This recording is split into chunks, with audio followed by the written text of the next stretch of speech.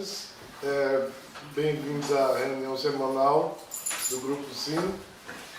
Hoje a gente vai falar sobre o capítulo 18 do Evangelho segundo o Espiritismo, muitos os chamados e poucos os escolhidos. Para a gente preparar o ambiente, eu gostaria de fazer uma pequena oração e contar com a ajuda de vocês, para a gente iniciar levando os nossos pensamentos ao plano espiritual, pedindo ao auxílio dos nossos amigos encarnados e desencarnados que aqui vieram hoje, para que a gente possa estabelecer esse anel de energia que vai nos manter unidos e protegidos contra as influências desagradáveis que possam querer se manifestar. Vamos também, nesse processo, abrir nossas mentes para que as intuições que venham da espiritualidade amiga possam nos ajudar a contribuir nesse processo de educação que se desenvolve a cada dia das nossas existências, das tantas existências que já tivemos e tantas mais que ainda certamente teremos. Agradecendo mais uma vez ao nosso Mestre Jesus, a esse local que nos recebe semanalmente, pedimos então a permissão para dar início à nossa palestra de hoje. Que assim seja, graças a Deus. Graças a Deus. Então, muitos os chamados, poucos os escolhidos. Esse é o tema do capítulo 18, dividido em 4 partes, basicamente, né? 4 parábolas diferentes que têm um contexto basicamente único, né? Em torno do que se pode qualificar como sendo um bom cristão, né? Ou o que é ser cristão, por assim dizer, né? Que a gente, pelo menos eu entendo como sendo aquele que segue a regra que Jesus Cristo nos ensinou, né? A primeira parábola, que é a parábola do festim de bodas, né? Resumindo, eu não vou ler tudo, que é uma coisa assim, bem, de certa forma, extensa, mas ela fala de um rei que pediu a seus servos que fossem andar pelo seu reino e convidar as pessoas para uma festa que ele organizou de bodas, né? E daí, nesse processo de visitar, de percorrer as terras lá do reino, né, alguns dos seus servos foram massacrados, né, por algumas daquelas pessoas que faziam parte do seu reino, mas que não concordavam, de certa forma, com as regras do rei. Outros tantos foram ignorados pelos servos, não quiseram atender ao convite do rei, apesar de ser um convite de boa fé, né, mas simplesmente ignoraram e decidiram continuar nas suas atividades diárias e simplesmente não quiseram ir. E aí quando os servos voltaram, né, e o rei ficou sabendo daquilo ali, ele ficou extremamente desgostoso, né, porque ele se sentiu assim desprestigiado pelos vassalos, né, que ele tinha lá nas terras dele. E daí ele ordenou que outros servos fossem lá e que matassem, né, uma quantidade de pessoas lá e tal, porque eles não eram merecedores, né, daquela bondade que ele queria fazer para eles, né? E quando retornaram os servos disseram que ninguém mais queria vir para as bodas, então ele disse: volte lá novamente e todos que você encontrar convidem, né, que venham de qualquer jeito, sem nenhuma condição. E assim ele fez, assim os fizeram, né? E no dia das bodas, o rei logo quando entrou lá no salão de festa, encontrou um vassalo que estava sem a tal deixa eu ver aqui o nome, da roupa, da túnica, né, nupcial. E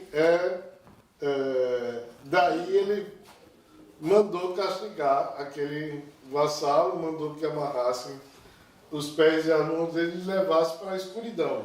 Né? E aí, no fim, essa parábola acaba dizendo assim: atai-lhe as mãos e os pés e lançai-o nas trevas exteriores. Aí é que haverá prantos e ranger de dentes. Portanto, os muitos há chamados e poucos serão os escolhidos. E, como todas as parábolas, o significado dela não é exatamente o que a gente lê. Então, tem vários elementos nessa parábola aí. O primeiro que compara aqueles vassalos que não tinham interesse nenhum, né, ou que desdenharam do seu convite aos hebreus, né, que foram os primeiros que receberam o convite de Deus através de Moisés, né, e depois, através de Jesus, né, eles comeram, o povo hebreu recebeu, de certa forma, foi escolhido por Deus para receber essa mensagem, né, que ele queria mandar para eles, né? E muitos deles simplesmente ignoraram essa mensagem ou acharam que não era para eles, né? E essa comparação, né, entre o texto da parábola e o entendimento do Evangelho é exatamente porque aquelas pessoas que resolveram desconhecer a palavra de Deus, né, elas são pessoas simplesmente mundanas, pessoas que só querem viver a vida delas e não ter nenhum comprometimento com a evolução espiritual. Essa é uma dos elementos do contexto dessa parábola. Né? O outro também é que os hebreus eram politeístas, ou melhor dizendo, não os hebreus, mas outros povos que viviam naquela época. Eles eram politeístas, eles adoravam ídolos, né? E a mensagem que Jesus trouxe é a mensagem de um Deus único. Né? E alguns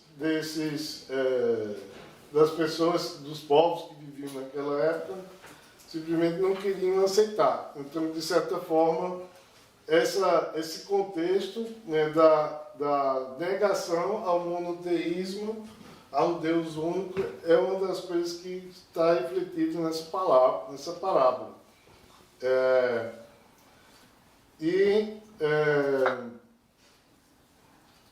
Os primeiros convidados para a celebração da fé universal, né, são aqueles que vieram para a festa de núpcias, né,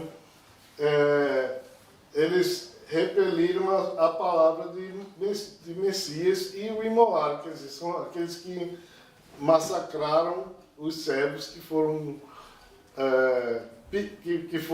ao reino para atrair aquelas pessoas, convidá-los a participar da festa. Né? E a comparação que existe no texto do Evangelho segundo o Espiritismo é mais ou menos essa, porque os judeus, de certa forma, condenaram Jesus, né, e o imolaram como se ele fosse um falso Messias. Né? E dessa forma eles perderam a oportunidade, né, se, no caso, eles tivessem aceitado, tivessem confiado em Jesus, eles poderiam ter desenvolvido, né, ou pelo menos iniciado o seu desenvolvimento espiritual.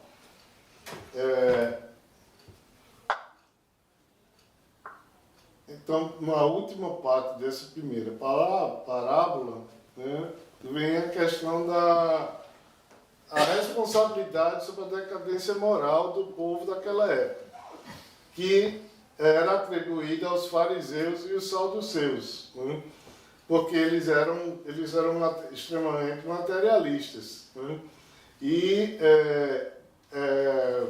não desestimulavam, eles desestimulavam as pessoas a acreditar em qualquer religião, em qualquer divindade.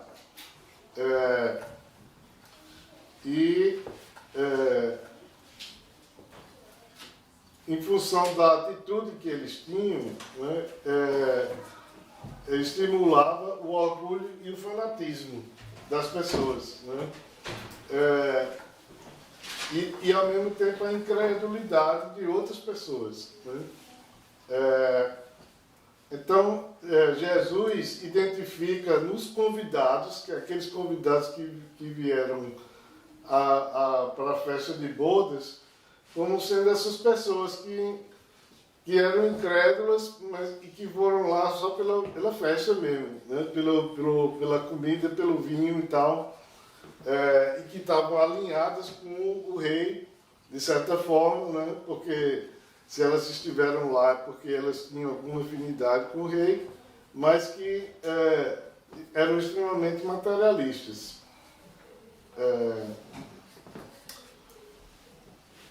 E daí, no fim, diz aqui, desse modo, a palavra ia ser propagada a todos os povos, pagãos ou idólatras, e os que a acolheram seriam admitidos em lugar dos primeiros convidados. Que já no fim da parábola ele fala assim, muitos os convidados, poucos os escolhidos, né? Então, tem aquele paradoxo entre tantos que foram convidados, nem todos tinham elevação espiritual, né, para conseguir chegar ao reino dos céus, que é o que ele mais ou menos tenta colocar assim, que entre a humanidade toda que vivia naquela época, né, e ainda vive hoje, né, que a gente não está tão diferente assim, infelizmente, mas tem a palavra de Deus, o entendimento da espiritualidade, ele está disponível para todos nós. Mas nem todos nós, né, que habitamos nessa orbe estamos interessados, estamos preparados para assimilar essa palavra. Então, a gente vai ter que ainda trabalhar um bocado para abrir a nossa mente para essa condição. A segunda parte, que é a parábola da porta estreita. Ela fala mais ou menos, resumidamente, ela fala assim, entrai pela porta estreita, porque larga é a porta da perdição, e espaçoso o caminho que a ela conduz, e muitos são os que por ela entram. É a porta da perdição. Esse texto é lá do livro de Mateus, né? Capítulo 7, versículo 13 e 14. E aí, o que é a porta da perdição? Por que ela é larga?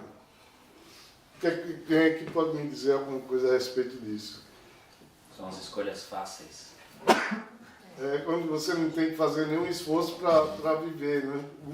Ou que você não, ou qualquer esforço que se coloca à sua frente, a gente desvia o caminho e vai para outro caminho. Esse é o caminho da dificuldade, o caminho do esforço, é o caminho é a porta estreita, né? Oi! Estou brincando, é que ela estava acenando para pegar o livro.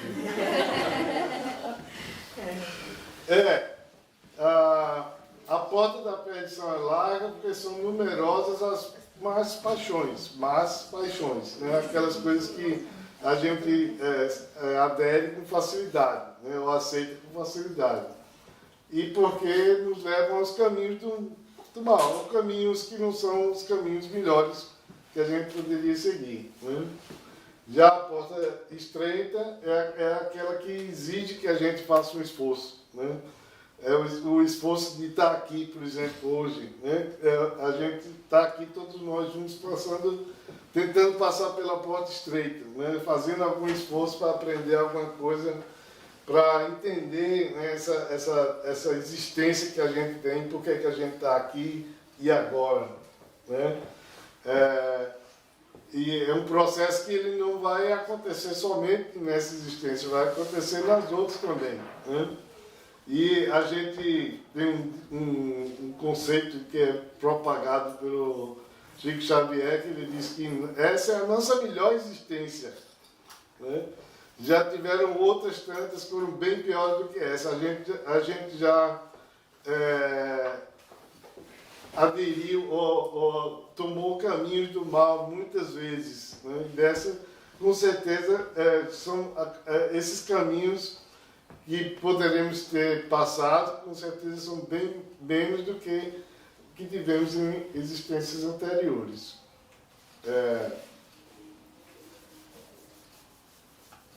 E essa questão da porta estreita e da porta larga tem tudo a ver com aquele mesmo conceito que foi dado lá na primeira palavra, que são muitos os chamados, porque Deus chama todos nós para que a gente passe pela porta estreita, né? Mas nem todos somos escolhidos, porque a gente faz as nossas escolhas e não necessariamente a gente escolhe ir pela porta estreita.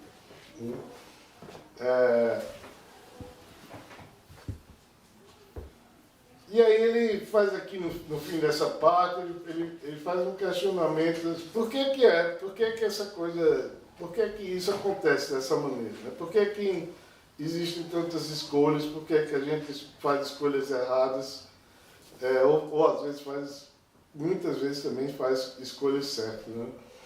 E aí ele fez lá no texto, ele faz uma contemporização, né? Porque ele fala assim, que é como se ele tivesse tirado uma fotografia da época, né, da época que o Evangelho foi escrito, e ele diz assim que, será que se toda a humanidade vive nesse momento, nesse ambiente, nesse mundo, né, por que que encontramos tantos entraves? Né? Por que essa porta é tão estreita? E somente porque poucos passam por ela, né? E aí a conclusão é que a anterioridade da alma e a pluralidade das existências que explica isso. Na verdade, nem toda a humanidade estava encarnada naquele momento, né, que aquela fotografia foi tirada, né? Na verdade, a humanidade encarna e reencarna muitas vezes, né? E tantas vezes quanto a gente existe nesse mundo, tantas serão as vezes em que a gente vai ter esses momentos de escolha que a gente tem que fazer, né? Que a escolha é o livre-arbítrio que Deus nos dá, né? Tanto da reencarnação como também das escolhas que a gente faz em cada uma dessas existências. E graças a Deus, na essência da palavra, que isso acontece, porque só assim é que a gente consegue fazer mais escolhas positivas do que negativas ao longo do tempo, né, que a gente vai aprendendo, né? E esse conceito esclarece muitas dúvidas que a gente enfrenta durante a existência da gente, né? Como essas que ele perguntou, por que isso acontece, por que acontece toda vez, por que tem tanta gente que sofre, né, nas existências, né, enquanto que tem outros que não sofrem tanto. Mas pode ser que, certamente, aqueles que não sofrem tanto é porque já aprenderam antes, né, quais são as melhores escolhas a serem feitas.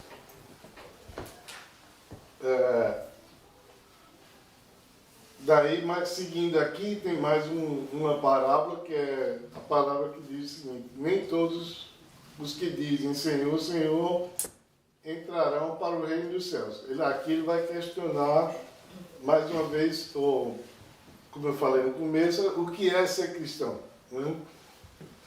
E daí ele fala sobre aquele que construiu a sua casa em cima de uma pedra. Né? Quem construiu a sua casa em cima de uma pedra, né, preparou a casa para as intempéries da natureza. Né? E aquele que construiu a casa na areia, né, perdeu a casa porque quando veio a chuva ou quando veio o vento a casa caiu. Né? Esse aí vai do texto de Mateus também. Aí ele vai falar aqui o que é essa casa, né? Na tradução da parábola, o que é a casa? É a palavra de Deus, né? É o entendimento que a gente precisa ter, né, do que é a divindade de Deus, né? Do amor que Jesus pregou, aquele amor incondicional, que são os elementos que constroem aquela casa de uma maneira que ela está firme e que ela pode ser submetida a qualquer intempérie, que ela vai resistir àquela dificuldade. Essa é a moral da história na parábola. Né? E daí ele fala assim, quem são os cristãos? Os cristãos são aqueles que entendem a palavra, né?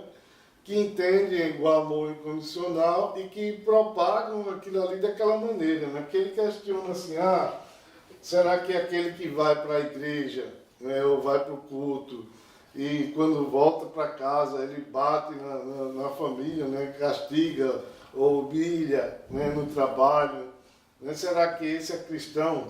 Ou será que é aquele que quando está na presença de outros é bom e caridoso, e quando está na sua solidão ele subtrai as pessoas através dos seus pensamentos e das suas atitudes, né?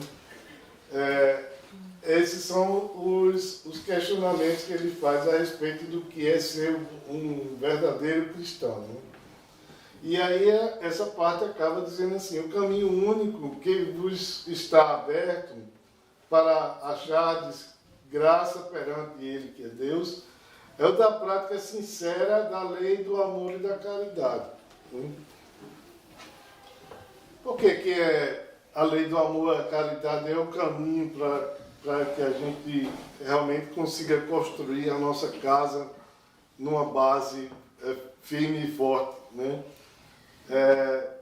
Porque o amor e a caridade são condições para que a gente consiga se desconectar da materialidade, de tudo aquilo que faz com que a gente pense mais em nós mesmos do que nos outros. Né? A pessoa que ama e é caridosa, ela não é egoísta nem invejosa, porque são elementos opostos uns aos outros, né? E é através do amor, né, naquela frase famosa que todo mundo conhece, só o amor constrói, né? É através do amor exatamente que a gente consegue construir um bom relacionamento com as pessoas, né? Construir um bom trabalho, uma boa existência em tudo aquilo que a gente pode fazer de melhor na existência da gente é baseada no amor. No amor que a gente pratica, não o amor que a gente pensa que tem. Que é o que ele fala aqui realmente, né? Que para que a gente consiga fazer tudo isso, a gente tem que praticar, tem que vivenciar o amor.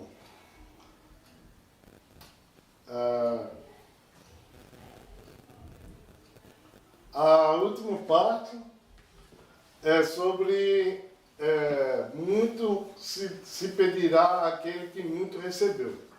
É outra parábola de Lucas, né? E a parábola diz o seguinte: o servo que souber da vontade do seu amo e que, entretanto, não estiver pronto e não fizer o que dele queira ou amo, será rudemente castigado. Mas aquele que não tenha sabido de sua vontade e fizer coisas dignas de castigo, menos punido será. Parece bem contraditório, não? Quer dizer, a pessoa que tinha boa vontade,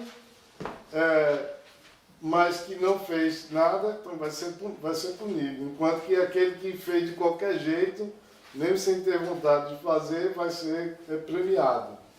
Por que isso? Nessa mensagem estão contidas a máxima do que está circunscrito. Desculpe. Todos os letrados e literados, aquelas pessoas que receberam muitas, que tiveram a oportunidade na existência de desenvolver valores da materialidade, essas pessoas elas vão ser mais cobradas, porque elas tiveram muitas oportunidades de fazer pelos outros, né? De serem caridosas, de serem amáveis, e se elas não cumprirem com essa, não seguirem essa linha, né, elas vão ser cobradas depois, né? Talvez por elas mesmas, né? Porque não conseguiram entender a missão que elas tinham naquela existência. Já aquelas pessoas que não tinham educação, que não tinham bens materiais, que tiveram muito poucas oportunidades na existência e fizeram tudo pelo próximo, né? Essas sim vão ser recompensadas. E daí é que vem esse conceito, né? Muito se pedirá àquele que muito recebeu. E aí, no fim, ele fala sobre, de certa forma, a missão do médium, né? Do médium espírita. Os médios que obtêm boas comunicações e se persistem no mal são ainda mais censuráveis, porque muitas vezes escrevem a sua própria condenação. Tiveram consciência do trabalho que eles precisavam executar, por assim dizer, do exemplo que eles precisariam ter dado, né, aquelas outras pessoas, executaram tiveram o privilégio de ter aquele dom, mas não utilizaram adequadamente. Não é que Deus vai castigar a gente por isso. Deus não castiga ninguém.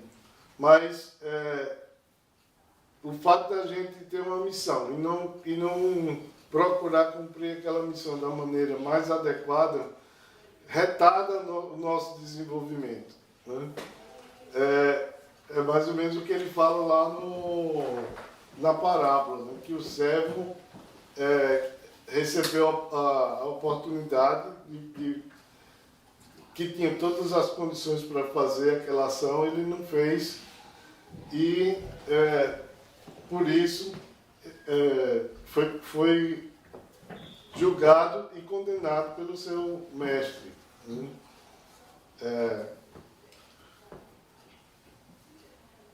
E aí ele fala aqui no fim que um dos problemas maiores que fazem com que contribuem para que o médium não consiga executar essa função é a questão do julgamento, né, que todos nós temos uma tendência a julgar.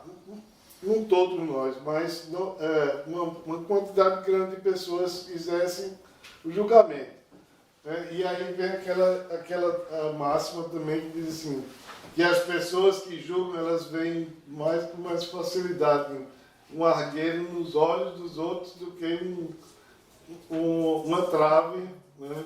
Um argueiro é como se fosse um cisco, né? As pessoas que têm a tendência a julgar, elas veem um cisco nos olhos dos outros, mas não veem uma trave na frente dos seus olhos, né? E esse é um dos pontos críticos aqui na questão do espírita que não executa bem o seu papel, a sua missão. E aí ele fala assim, aos espíritas muito será pedido, porque muito hão recebido, né, todo esse dom, essa missão, mas também os que houverem aproveitado, né, aquelas pessoas que tiveram pouco acesso ao conhecimento mediúnico, né, através de leitura, de convivência, aquelas pessoas que, sem ter essa consciência, esse conhecimento, que se propuseram a executar, né, de se entregar à missão, né, de ajudar dentro desse contexto, as pessoas vão ser agraciadas. E ele fala aqui também que muitas dessas pessoas que não cumpriram com a missão, elas não têm consciência de que os mais beneficiados são elas mesmas, os médiuns, né, que tiveram todos os recursos para fazer o que eles precisavam ter feito e não fizeram, simplesmente porque eles não têm consciência de que eles são os principais beneficiados, né, através daquele dom e daquela missão. Para acabar, só falta agora a instrução dos espíritos, aí eu vou deixar abrir aqui para algumas perguntas. As instruções dos espíritos, como sempre, fazem um resumo do capítulo como um todo, né? E ele fala aqui o seguinte: pelas suas obras é que se reconhece o cristão, as obras do cristão. Nem todos os que me dizem Senhor, Senhor, estarão no reino dos céus, mas somente aqueles que fazem a vontade do meu Pai que está nos céus. Escutem as palavras do Mestre. Todos os que repelem a doutrina espírita como obra de demônio, bastará dizer sou cristão para que alguém seja um seguidor do Cristo. Procurai os verdadeiros cristãos e os reconhecereis pelas suas obras. Que frutos deve dar a árvore do cristianismo, cujos ramos frondosos cobrem com sua sombra uma parte do mundo, mas que ainda não abrigam todos os que hão de grupar em torno dela. O cristianismo, qual fizeram há muitos séculos, continua a pregar essas virtudes divinas.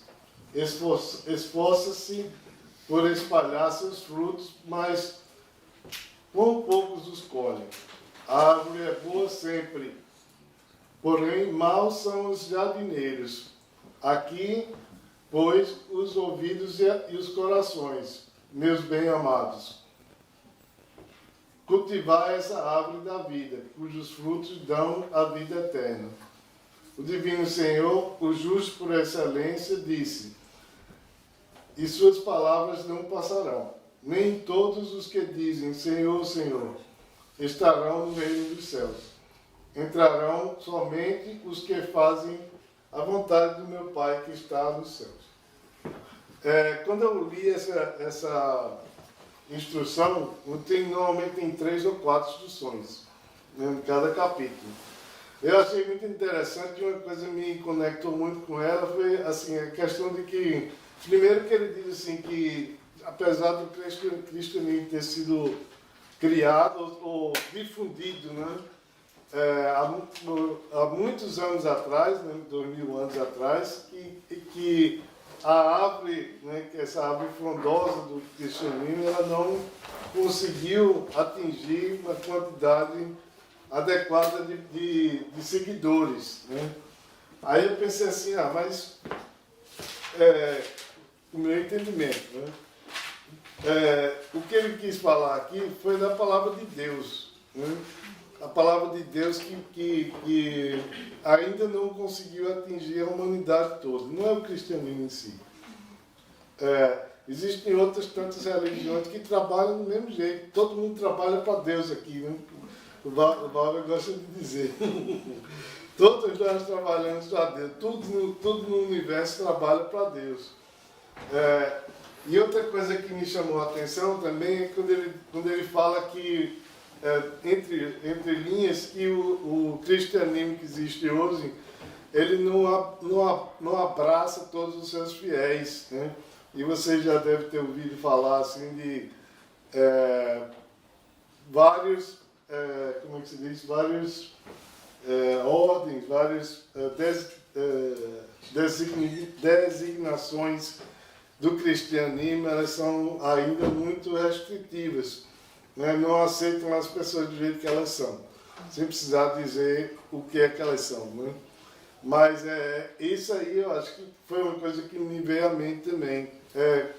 Como sendo uma infelicidade, né? Que as pessoas que querem abraçar uma determinada um ramo do cristianismo, por assim dizer, né? Elas não têm aceitação, elas não vão ser aceitadas, são discriminadas, né? E eu acho que tem tudo a ver com o que foi colocado aqui nesse capítulo, né? Que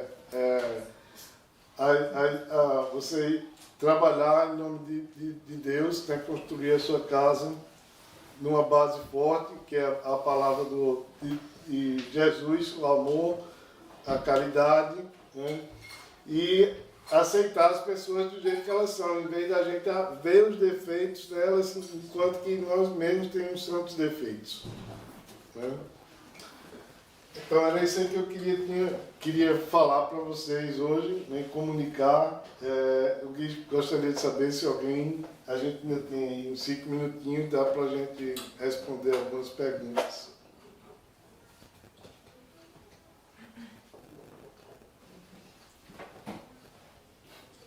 Silêncio. Estamos pensando na porta. O sábio filósofo. Grande filósofo. Medindo a minha porta. Mr. Spider-Man. Com grande poder vem grande responsabilidade, né? Eu estava pensando quando você estava falando. Esse está na Bíblia da Marvel. E tem um jeito de saber qual que é a porta larga e qual que é a porta estreita? É só você abrir os olhos, você olhar aqui, essa porta aqui é meio estreita, então, né? Mas qual será a oportunidade que está do outro lado dessa porta? Eu acho que de repente, antes da gente pensar assim na dificuldade, vamos pensar no que aquela dificuldade vai trazer para a gente, né? Todos nós aqui, né, a maioria aqui adultos, a gente deve lembrar de pelo menos algumas centenas de experiências na vida quando a gente encontrou uma dificuldade e a princípio aquilo ali era assim, extremamente perturbador, mas depois que a gente passou por aquela dificuldade a gente pensou assim, como isso era fácil. Aí eu pensava que era difícil, aí eu pensava que ia sofrer com isso e hoje eu vejo que é tão simples, né? Eu acho que a questão de ver se a porta é larga ou estreita é entender qual é a oportunidade que a gente tem e o que é que a gente vai, como a gente vai melhorar se a gente enfrentar aquela dificuldade. Para complementar, é claro que o Babler faz a pergunta, mas ele já sabe a resposta, né? Mas eu não acho que Para complementar o que você falou, Ivo, que eu concordo, no final das contas a gente já ouviu várias vezes, né? Onde que está o Evangelho? Onde que está o Evangelho? Está dentro da gente. No final, a gente, não necessariamente, muitas vezes a gente está fazendo uma coisa que está com dificuldade, a gente está vendo muitas coisas irem contra o que a gente está fazendo, e muitas vezes é o nosso espírito guia, mentor, amigo, tentando avisar a gente que não é para ir por aquele lado. Então a gente tem que também assim, tentar se sintonizar. Tem que ser humilde, né? E tentar sentir dentro da gente se aquilo parece estar certo ou não, né? É claro que a gente vai errar muitas vezes, né? Como a gente vem errando há muito tempo. Mas o Evangelho está dentro da gente, né? Mas a porta estreita é aquela que normalmente traz mais dificuldade para a gente, é mais desconfortável, né? Mas muitas vezes a dificuldade também é um aviso do nosso mentor, né? É isso que eu queria comentar. É isso aí. Tudo bem, pessoal? Meu comentário, eu acho que você concluiu com a coisa mais importante e que os próprios espíritos trazem isso pra gente, que não importa a religião, né? Deus, que cada um vai enxergar, cada religião entende, é o que é o mais importante, que é o final, é o objetivo final. Então, a gente já recebeu isso de várias formas, nessa mensagem através dos livros, que a religião não é importante. Ninguém vai te perguntar, você era espírita, você era católico, você era isso, você era aquilo. Senão a gente invalidaria a bondade de todas as outras religiões e todas as outras crenças. Então, isso o Espiritismo mostra muito claro. Lógico que a gente tem a nossa crença, é necessário que você tenha uma crença porque você precisa seguir alguma coisa, ajuda, né, facilita essa jornada, mas no final não é o mais importante. O mais importante sim é o resultado, é o que você faz, isso independe da sua crença. Acho que esse foi o final que você fez muito bem, poderia jogar todo o resto fora, mas assim, o final é o que realmente vale. Obrigado. Lúcia, com relação à oportunidade, importante é ter em mente que a oportunidade não é uma oportunidade qualquer, mas é uma oportunidade baseada naquilo que a gente sabe de tudo de bom, de tudo de melhor que a gente pode ser pra gente mesmo, baseado em tudo que a gente tem aprendido. Porque quando a gente fala em oportunidade, essa porta me dá uma oportunidade para ficar milionária, essa porta me dá uma oportunidade. Então, é assim, é um cuidado que a gente tem que tomar na forma de dizer que tipo de oportunidade é essa, entendeu? E quanto isso vai necessitar de um trabalho interno nosso, de um sacrifício e de vontade para ultrapassar essa porta, buscando essa oportunidade divina, eu diria. Exato. Então seria isso. Muito legal. Tá bom, pessoal? Alguém mais? Então, eu gostaria de encerrar o trabalho, primeiramente fechando os olhos, respirando profundamente, agradecendo essa oportunidade que nos foi dada de estarmos aqui novamente, compartilhando um pouco do nosso conhecimento, de mim para vocês, de vocês para mim, da espiritualidade amiga para todos nós. Vamos agradecer o nosso Mestre Jesus, que nos guia e nos ilumina através do seu exemplo a cada dia, nos faz persistir no caminho do amor incondicional, da paz e da harmonia. E que esses sentimentos fiquem aqui conosco, que a gente possa levar um pouco para os nossos lares, nossos locais de trabalho, e que nos traga de volta aqui na próxima semana, para que a gente possa continuar esse processo de educação em grupo e individualmente nas nossas existências. Que assim seja, graças a Deus.